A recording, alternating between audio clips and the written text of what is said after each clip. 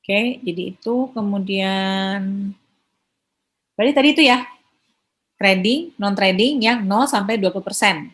Udah kebayang gambarannya berarti dari beli, kemudian dari penyesuaian fair value, kemudian dividen ya, dividen, penerimaan pendapatan dividen, kemudian lanjut ke yang pelepasan atau penjualan dari sahamnya, kan? Sekarang kita lihat yang oke, ya, jadi tidak oke. Oke. Lanjut ya. Jadi kalau tadi misalnya dalam yang trading non trading ini dia kan nggak ada transaksi penjualan, dalam transaksi penjualan tidak mengakui gain or loss-nya, tapi apa yang perlu disesuaikan tadi? Berarti dia menyesuaikan kepada akun equity investment, ya kan? Kemudian oke oke oke. Jadi bisa juga nih teman-teman gambarannya. Jadi dalam hal ini ketika misalnya dalam non trading itu kan pertama kita harus menyesuaikan saldo equity investment-nya, ya kan, dengan harga jualnya. Kemudian dengan harga yang tadi basicnya kan dia 27.50 di awal. Nah, berikutnya kita juga bisa menyesuaikan lepasan dari equity investment-nya dia. Jadi fair value adjustment-nya otomatis dalam hal ini juga disesuaikan nilainya gitu. Makanya dia juga mencatat seperti ini. Tapi ini kan karena kan dia sama-sama equity investment nih, sebenarnya bisa aja jadi 22.500, ya kan? Kebayang nggak? Ini kan sama-sama equity investment nih nilainya kan pada ini. Jadi ini bisa juga kayak gini. Terus lanjut ke berikutnya. Oke. Kalau misalnya lanjut ya ke yang holding. Oke. Oke, lanjut. Nah, jadi kalau di sini tadi statusnya gimana? Kalau orang pacaran statusnya udah pacaran ya. Jadi kayak statusnya dia udah bisa megang apa ya, maksudnya dia udah bisa saling, ya mungkin kalau kita dekat sama seorang tuh udah kayak mulai klik gitu, kayak ada significant influence, kalau misalnya satu sedih, ikutan sedih juga, nah kayak gitu gambarannya. Nah, contohnya di sini adalah investor itu dia memiliki pengaruh signifikan, oleh karena itu dia tidak bisa diukur dengan menggunakan fair value gitu. Jadi dia mengukur tidak bisa ya. Jadi dia menggunakan equity method di sini. Oke. Okay? Jadi ibaratnya kayak tadi tingkat kedekatan antara perusahaan satu dengan perusahaan yang lainnya itu statusnya memang sudah dekat atau semakin erat gitu kan. Nah, tapi kalau udah 50% berarti udah yang kayak konsolidasi, udah yang digabungkan, sehingga laporan keuangannya pun juga harus satu. Ya. Oke.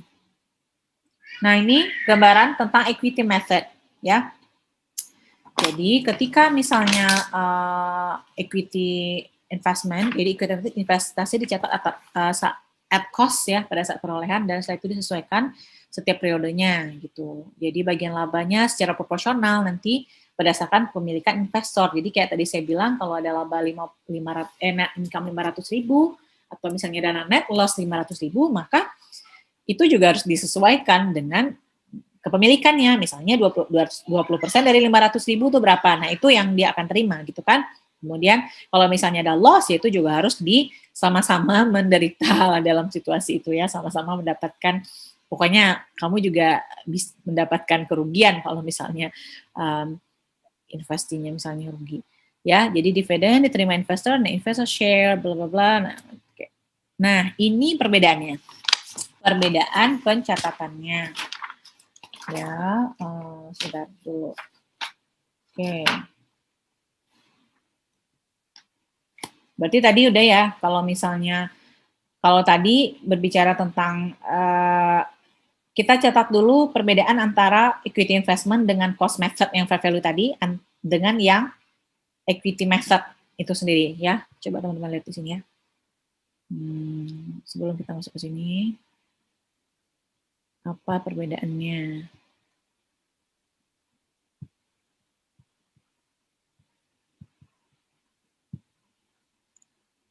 Nah, ini tadi kan judul besarnya itu equity investment.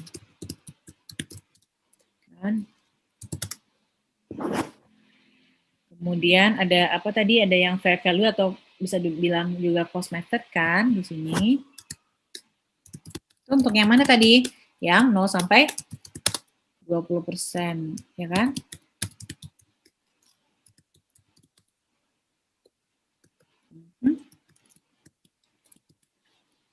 Nah, kemudian yang di bawahnya kita langsung biar ada perbedaannya. Jadi di sini adalah yang equity method.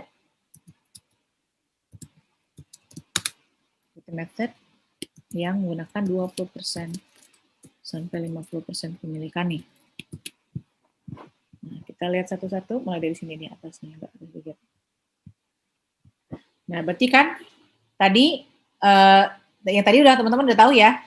Kalau misalnya dia disesuaikan dengan fair value kan. Jadi dia ini disesuaikan pada fair value nih di akhir tahun. Kemudian yang kedua itu dia ketika menerima dividen kan, ketika menerima dividen misalnya ada apa tadi? Diakui sebagai apa? Sebagai apa? Sebagai apa tadi diakuinya kalau ada dividen? Apa nih? Mutia? Equity investment, Bu. Sebagai, kalau ada dividen, kita catatnya sebagai dividen apa tadi? Dividen revenue. Kalau ya, revenue. Ya, revenue-nya kan. Ya. Kemudian ketika misalnya si investi ini dia mengumumkan ada net income, ya, berarti di sini gimana? Dia perlu nyatat nggak? Perlu nyatat nggak kira-kira ketika misalnya? Enggak, Bu. Enggak, ya kan? Jadi kayak masa bodoh itu ya udah nggak ngaruh juga nggak. Jadi dia nggak peduli gitu. Maunya income-nya positif, mau dia loss atau gimana dia nggak mau tahu. Jadi nggak ada jurnal, jadi nggak nyatat. Oke, jadi ketika investi itu mengumumkan adanya positif gitu kan, atau misalnya loss ya, atau loss misalnya, nah maka dia itu tidak ada nggak ada jurnalnya kan, nggak ada jurnalnya.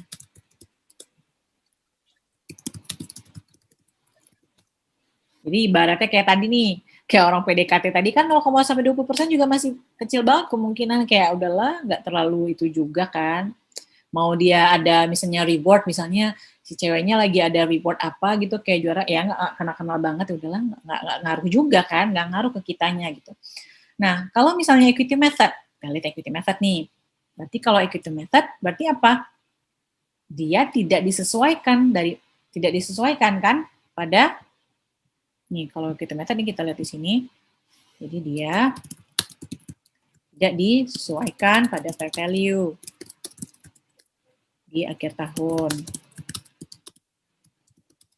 Nah, terus apalagi kira-kira teman-teman udah belajar belum equity method ini? Apa aja? Udah ada belum? Udah kayaknya ya? Udah atau belum? Nah, kalau misalnya dia menerima dividen, itu kira-kira gimana? Catatnya cash sama equity investment tadi, Bu. Nah, jadi ketika misalnya dia menerima dividen di sini, tapi kita nggak catat sebagai dividen revenue nih, karena kan dia udah, nanti kita akan lihat satu-satu ya. Jadi ketika menerima dividen dia tidak diakui sebagai dividen revenue, tapi dia mengakui sebagai penurunan nilai investmentnya dia gitu. Ya benar, equity investment tadi ya. Jadi ketika misalnya kita memberikan dividen, berarti kan perusahaan itu dia memberikan, jadi di situ yang berkurang apa? Return earning-nya dia ya nggak? Nah prinsipnya ketika misalnya ada net income positif yang diakui, berarti kan ada kenaikan investment nih, ya kan? Nah, jika misalnya negatif, berarti ada juga penurunan equity investment kita, ya kan? Nah, dalam hal ini kalau misalnya net income-nya positif, berarti dia menaikkan return earning. Kalau negatif, berarti dia menurunkan. Nah, kalau misalnya dalam hal ini dia meningkat, berarti kita mengakui juga kan kenaikan equity investment kita. Makanya tadi saya mengibaratkan ke orang yang misalnya lagi dekat atau lagi pacaran di 20-50%, kalau misalnya dia punya net income, ya ke sesuatu seseorang ini misalnya dia punya kelebihan atau perusahaan punya kelebihan, ya berarti kayak yang cowok pasti ya wah dia misalnya juara olimpiade nih, pasti kayak investment ya nggak sih buat yang si perusahaan yang satunya gitu. Nah itu yang saya maksud tadi di 20-50%. Jadi dia mengakui kenaikan investasinya juga gitu. Jadi ketika net income positif di perusahaan yang dia membeli saham di sana, nah itu juga otomatis akan naik juga. equity investment-nya dia gitu. Nah, berarti kalau misalnya dia bayar dividen, perusahaannya ini, berarti kan dia mengurangi return earning-nya dia, ya nggak sih? Nah, dalam hal ini berarti kita membayarkan dividen juga gitu kan ya. Jadi return earning-nya berkurang, nah karena berkurang, jadi dia sama kayak ya dia juga ketika itu kita juga sebagai investor harus mengakui juga. Nah, dalam hal ini biasanya itu misalnya catatan apa? Kalau misalnya kita bayar dividen, apa pencatatannya? Apa? Kita yang bayar juga nih. Karena kan kita juga saham di situ. Kalau untuk equity method ya. Kalau tadi yang di fair value kan kita catat sebagai dividend revenue. Nah, kalau misalnya dalam ini catatnya return earning pada cash atau dividend payable. Itu ya perbedaannya ya. Jadi maksudnya biar teman-teman lihat dulu perbedaannya apa antara yang fair value atau cost methodnya dengan yang equity method itu sendiri. Nanti kita akan lihat contoh soalnya. I think ya kita akan lihat nanti contoh soalnya. Jadi akan lihat contoh misalnya kalau dia menggunakan equity method gimana, kalau dengan fair value gimana. Jadi di sini ya, ketika menerima dividen apa tadi? Jadi gimana? Cash sama equity investment, Bu. Ya, dia berarti kan di sini dia Return earning-nya berkurang. kurang, ya kan? Ya, Bu. Berarti dia tidak mengakui ada dividen revenue kan? Maksudnya kita Iya, tidak, Bu. ya Bu. Namanya dividen revenue. Tuh. Berarti dalam hal ini dia return earning-nya berkurang kan? Misalnya catat ini debit, kemudian di kreditnya apa? Di sini kan pembayaran. Misalnya kalau dia bayar dividen ya berarti kan catatnya gini ya, sesuai dengan proporsinya. Kemudian apalagi ketika misalnya si investee ini mengumumkan adanya net income positif, maka apa yang perlu kita dalam equity method ini ya berarti kalau tadi kan di yang 0-20% ketika misalnya diumumkan itu nggak ngaruh kan, nggak ada jurnal kan. Tapi kalau dalam ini ketika misalnya investee ini mengumumkan net income-nya misalnya ya positif gitu atau ya ada net income positif, maka si investor itu dia mengakui juga mengakui kenaikan nilai investasinya gitu. Ya kan? Nilai investasinya. Jadi apa di sini yang perlu dicatat berarti nilainya equity investment-nya kan? Nah, ya, Bu. Equity investment pada investment income. Ya. So, jadi equity investment di debit investment income gitu. Nah, itu perbedaannya ya. Jadi teman-teman bisa lihat perbedaannya. Nah, gitu ya. Jadi kalau yang tadi kan berbicara tentang dividen udah clear ya. Kalau misalnya analoginya ketika misalnya kita bayar dividen, kita kan bagi-bagi uang nih. Jadi bagi uang berarti nilai kekayaan kita kan juga berkurang. Terus yang ketiga, yang saham ketika investasi sahamnya dibeli, jadi mengumumkan adanya net income positif, maka investor ini mengakui adanya kenaikan nilai investasi, ya kan? Kemudian selanjutnya adalah ketika dia mengumumkan net loss. Jadi ketika misalnya ketika investasi net loss nih, ya kan? Nah, berarti dalam hal ini gimana? Net income yang negatif berarti otomatis juga akan mengurangi jumlah investment, ya kan? Ya, berarti ada juga di sini dalam hal ini adalah penurunan nilai dari investasinya si company yang investor, ya kan? Ya, investasinya. Nah, terus berarti catatnya gimana kalau misalnya dia mengalami penurunan? Berarti ada kita akui di sini ada investment loss. Ya, investment equity loss. Pada equity investment.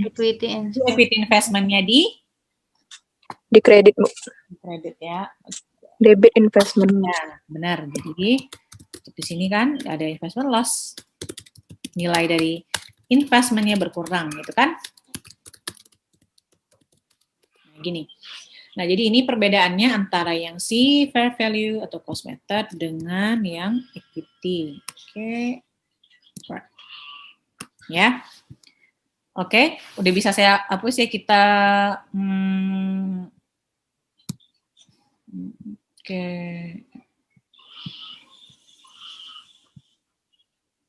Oke. Terus sekarang kita lanjut ke contoh soalnya. Contoh soalnya.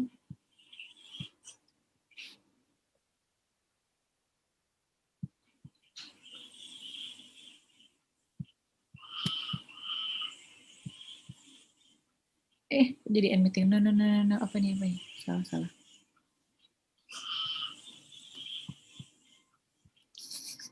Bentar ya.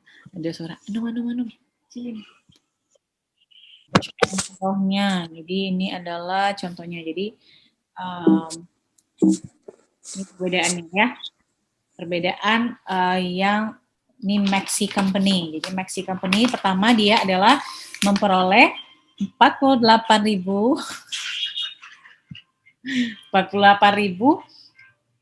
saham ya kan, dari cost-nya adalah senilai $10 per share. Nah, bentar.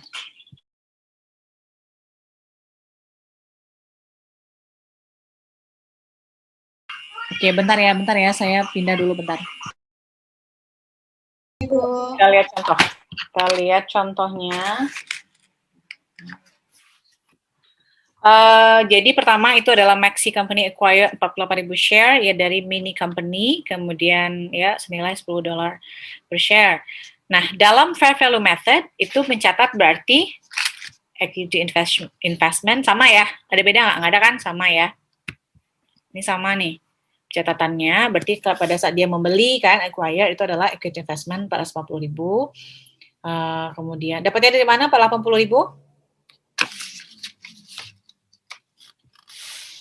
Dari mana? Harga beli, Bu. Harga belinya. Dari pembelian, Bu. Ya, pembelian berapa? 48.000 kali? 48 kali 10. Terus, for the year 2015, Mini Company reported net income $200,000. Jadi, Maxi Company share is 20%. Jadi, tadi kan dia acquire cuma 20%. Nah, dalam hal ini tadi kan yang di summary yang saya kasih tahu tadi, kalau dia ada net income, kalau yang di fair value method, dia gimana? Nggak ada ngaruh kan? Tidak ada jurnal, Bu. Tidak ada jurnal. Ada jurnal yang perlu kita catat. Nah, itu contohnya. Jadi, kalau dalam hal ini berarti kalau net income untuk yang equity method itu mempengaruhi equity investment-nya si Maxi Company ini kan ya. Ya kan, sehingga equity investment-nya itu 20% kan dari 200.000 ya kan? Ya nggak? Benar nggak? Iya, Bu. Dia itu nilainya adalah sebesar 40.000 kenaikan karena ada net income kan, sehingga dia mencatat equity investment pada di debit, investment income di kredit sebesar 40.000. Nah, kemudian di Desember 31, bentar.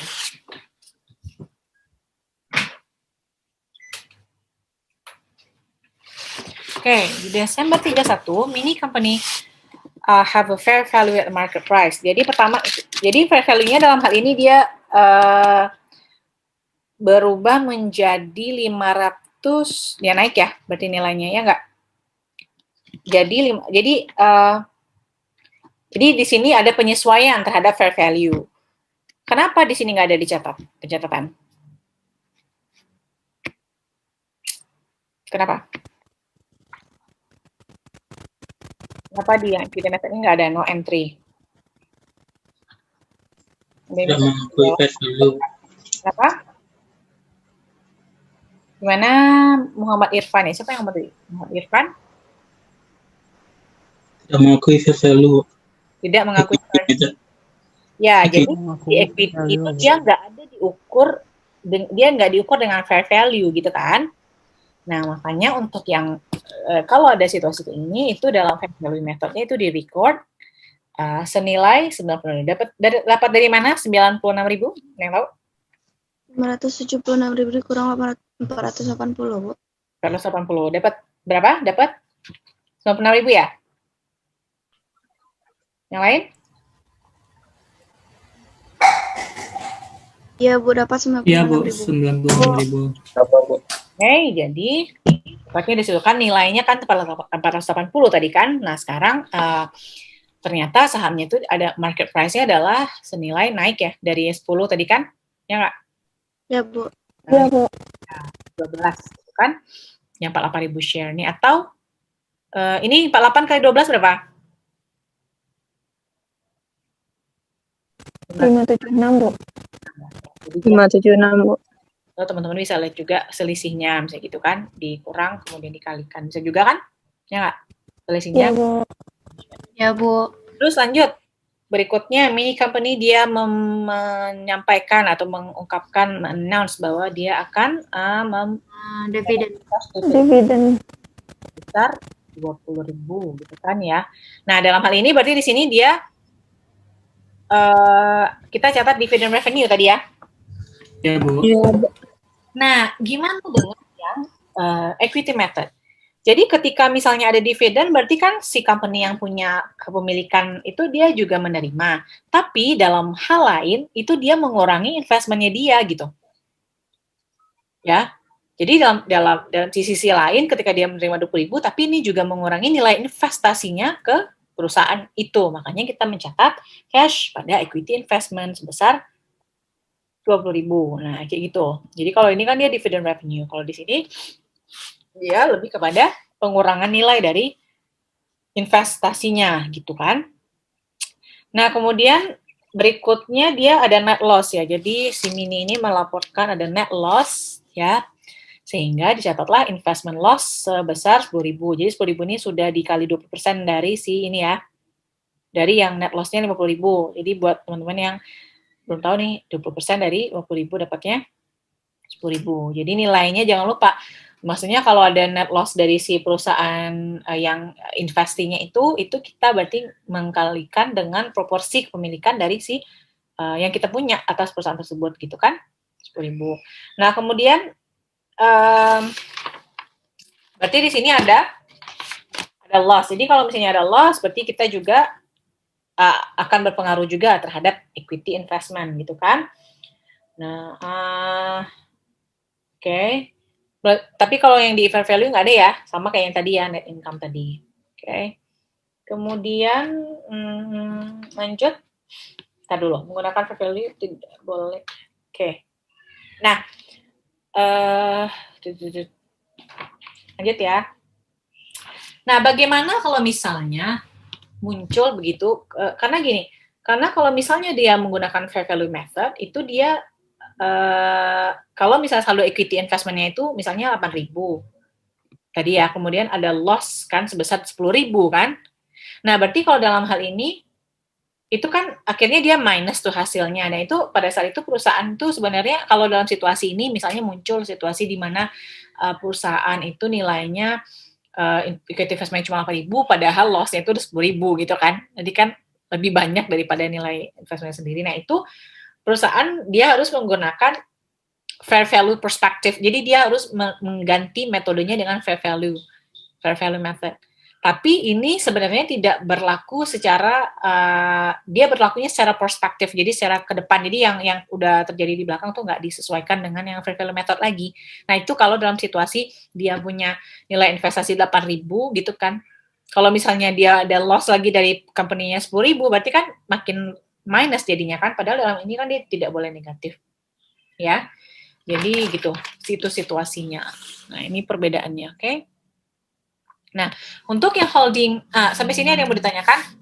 Udah ngerti perbedaannya kira-kira kenapa ini menjurnalnya ini, kenapa di fair value method dia nggak ada entry, kenapa di sini dia nggak ada entry? Ya. Suci Karatu Zahra gimana? Coba kameranya dinyalakan dulu, udah makin siang nih, pasti makin ngantuk nih kayaknya. Tuh, ada yang nyalain kamera tuh. Adela, Dehan. Nih, pada kemana nih? Guys, pada kemana guys? Oke. Dehan, mau tidur ya? Nanti Iya, habis tiduran, Bu. nanya di akhir kelas nanti ngomong atau jawab nanti. Oke. Anyway, absen tadi udah semua ya? Sudah, Bu. Sudah, Bu. Ya, Bu. Rambutnya panjang. Bu. Ini siapa nih? Kok saya nggak bisa tahu Pepo sama Mama? Nih, lihat nggak di layar saya yang saya tunjuk di kursor ini? Lihat loh.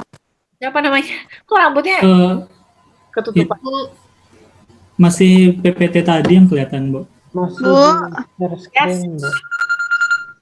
Gimana? Coba aku saya lihat ini.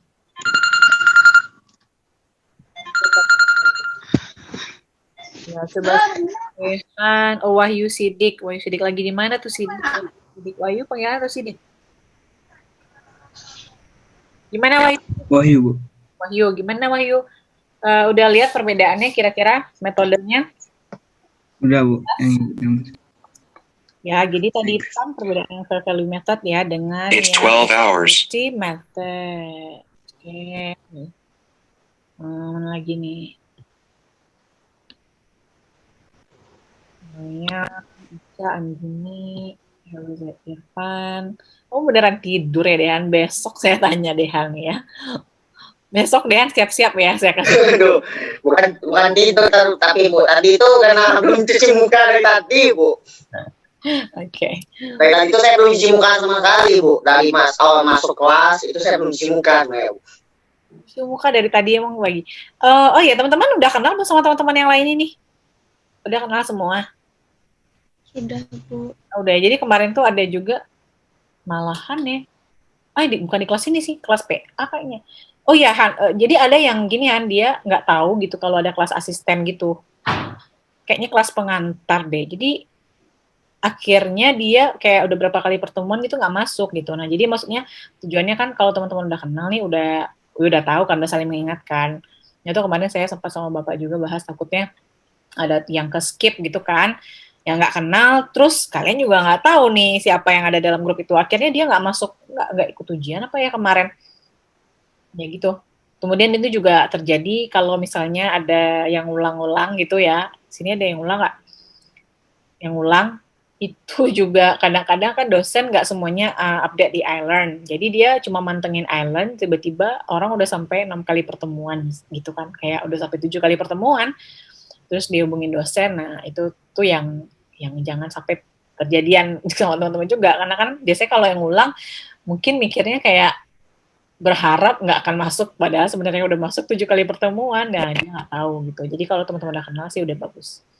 Oke, jadi tadi yang equity investment tadi yang terakhir itu kan dia tentang yang holding more than 50%.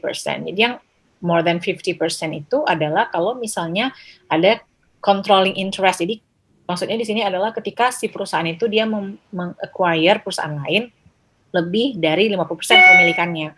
Nah, biasanya investornya itu kita sebut dengan istilah parent company, kalau yang investinya itu disebut dengan subsidiary company.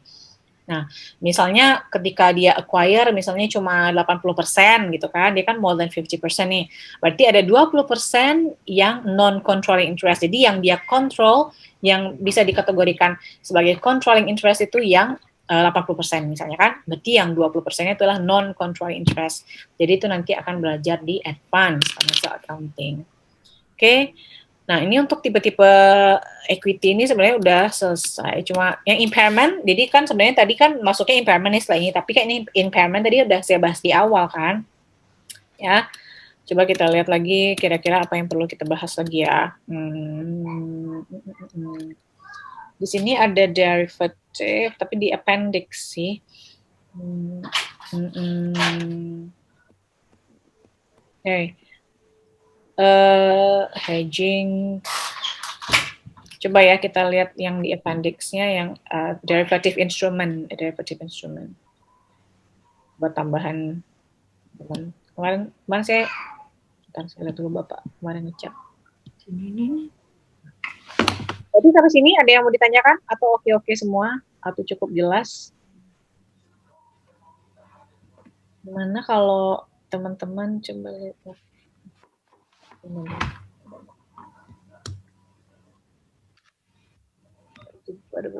Mana aku?